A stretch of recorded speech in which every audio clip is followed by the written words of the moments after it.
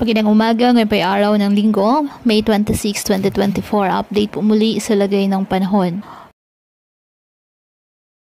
Patuloy pa rin po na minomonitor ang bagyong Agon ayon sa Pag-asa at nakaka-apekto ito ngayon sa maraming bahagi ng ating bansa.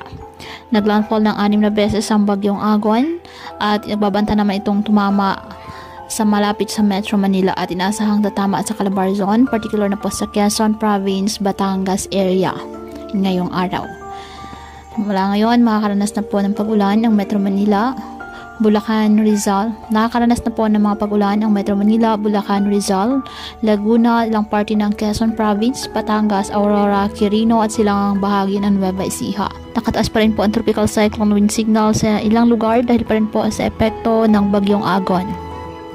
Kaya patuloy pa rin po natin na pinag-iingat ang ating mga kababayan sa banta po ng mga posibilidad ng pagbaha at pagguho ng lupa, lalo na kapag may malalakas na ulan.